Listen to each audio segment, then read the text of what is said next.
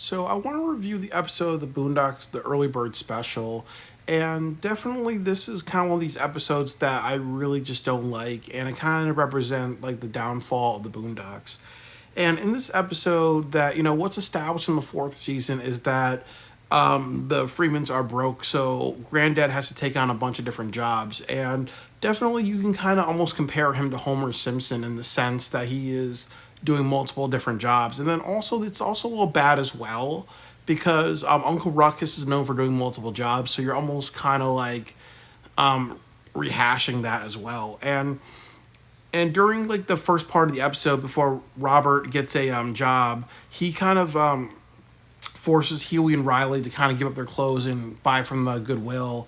And then also Riley's wearing FUBU. And I know like they joke about that in the Chappelle show as well, where FUBU is like what poor people get and whatever. So I like that kind of hits homage to the Chappelle show. But also Robert is willing to beat Riley and take out his frustrations because Riley doesn't like the clothes. But usually with Robert, he only beats Riley when Riley deserves it, like when it's really, really like across the line, not just like, well, I don't want to wear this or that, really.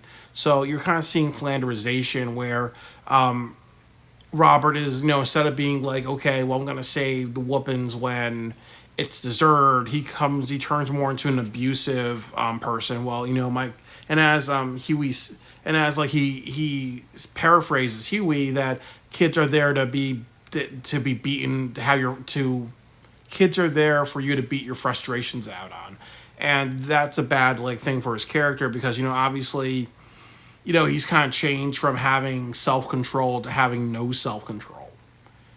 And the next thing that happens is that he decides to take on volunteering. He gets the idea from Tom, and then he goes to this old folks' home, and then he meets this old lady that's really into, who's part of this nursing home crime syndicate that's really into trying to make money in the nursing home. So they said maybe Robert could be an escort, and then it's kind of like an interesting thing because people don't realize that women can be pimps and I think mafioso. I forgot what a female mafia boss is called.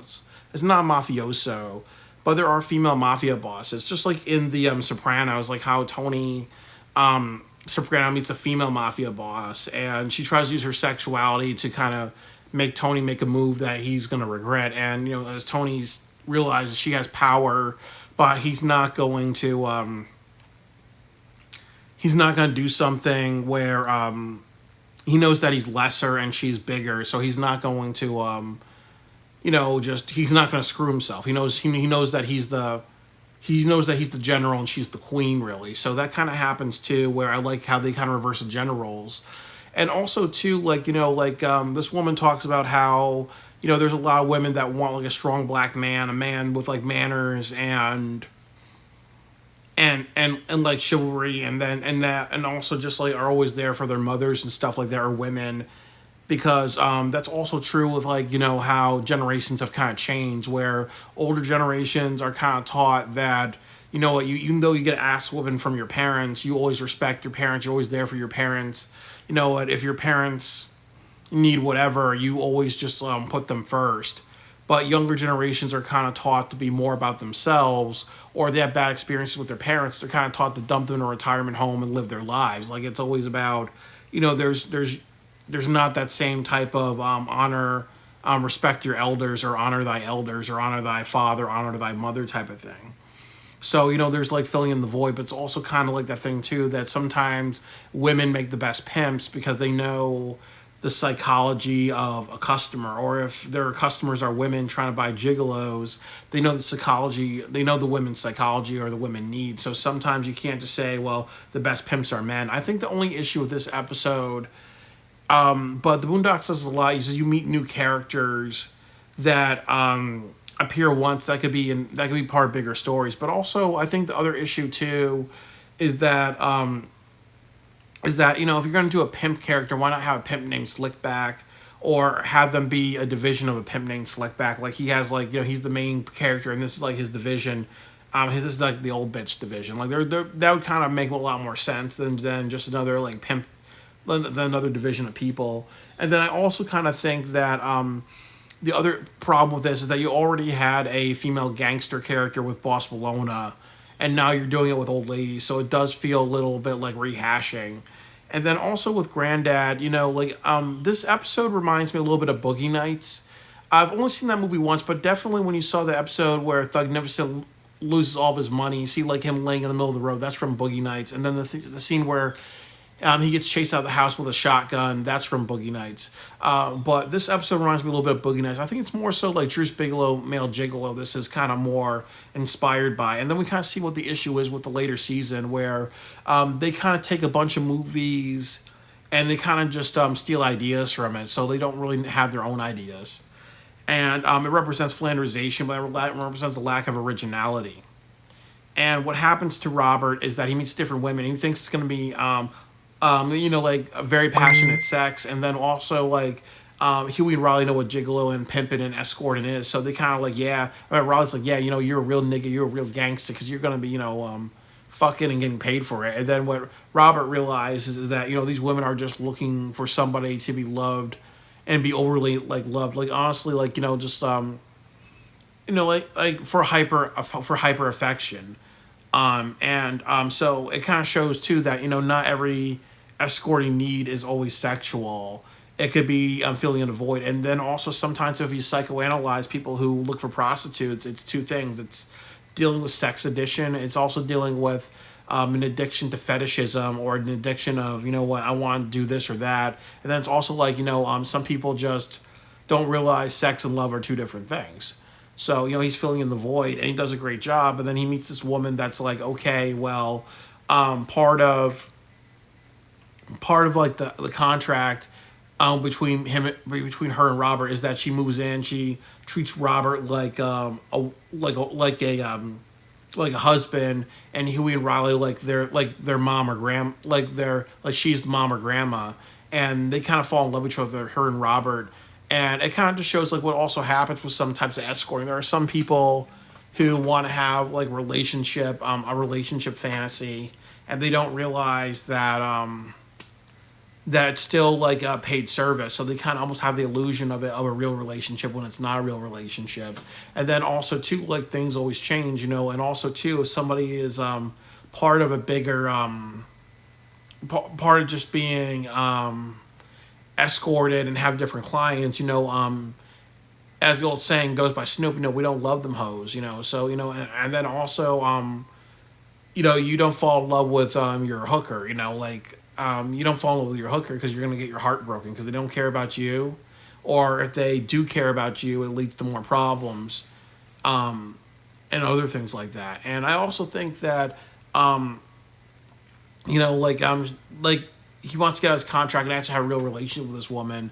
And then what happens is he gets tortured by the other pimp. So it shows like how brutal women can be.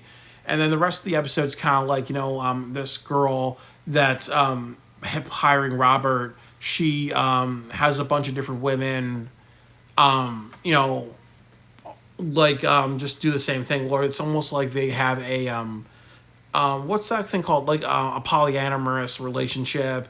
Or or just like what they do with, or a multiple wife situation, and it works out for Robert, but eventually gets those women arrested and everything like that, and then one of the women pays for his bail. So there is like that thing too where they're kind of reset the episode. Then one thing I didn't like at the episode ended is that there's just like white woman that Robert gets because Uncle Ruckus brings the white woman to like this relationship, and all the other women are black, and they kind of just reject Robert because they're almost like, well, you want a white woman because you look at white women as because there's always that stereotype that of, well, if a black man's dating a white woman, that black woman will look at that and be like, oh, well, you think that she's better because she's white. Or, you may have an idea of racial superiority. Well, black men are attracted to white women because they see black women as inferior. You want to get the best of the best is a white woman type of thing. Well, and then it's kind of like, their own racism breaks that up, really. And I kind of didn't like the end of the episode because, there's a lot of scenes where, like, that woman that's white, she kind of just, like, looks at Robert like,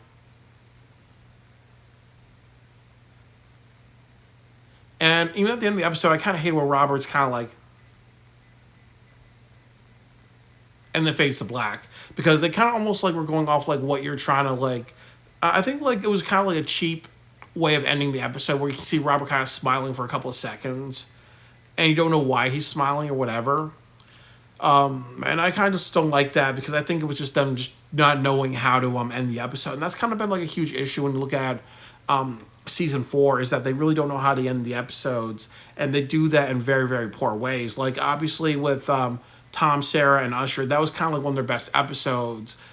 They should have ran up into the bedroom, end of the episode. They shouldn't have them trip and fumble, because when they did that, you almost could imagine that maybe Sarah is not in the mood anymore. Or you can imagine that maybe they said, let's put that in there because Tom is a goof. Let's make him a goof. Let's not give him a win. You look at the final episode with Stinkmeaner, where the best thing to do was to have the restraining order, the Freemans kind of be like, you know what, we're not niggas. We're going to be progressive. We're not going to stoop to lows. We're going to work out this family situation. No, you had Stinkmeaner harass them. So you almost send the message that, have nigga moments, because people will still harass you with restraining orders. And that episode with the Kardashians, where you have Mother Teresa, instead of being the moral center, you kind of turn her into a character where she's swerving people for attention. So this is another episode too where the ending ruins the episode. But I do think that it's also flanderization of Granddad. Like, as I said, that you're seeing kind of like his characteristics. Like, he's a very sexual person.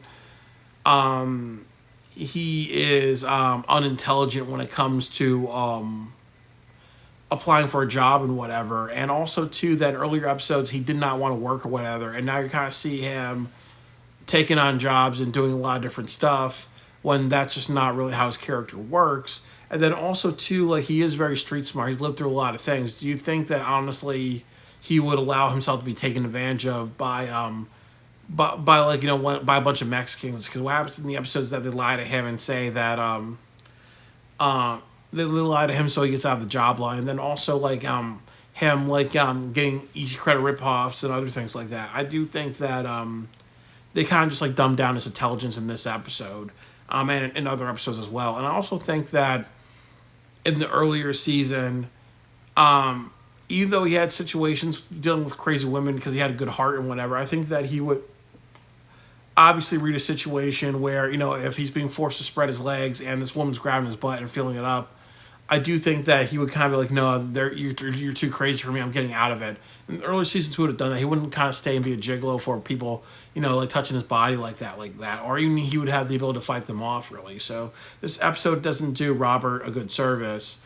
And, but I also make some commentary about like how hard it was in like the late 2000s to get a job, but also definitely there was a ethnic preference for Mexicans and other Hispanic minorities at that time. But definitely this episode is definitely them trying to do a mix of Boogie Nights and Drew Bigelow Male Gigolo, and it definitely shows the decline of the Boondocks.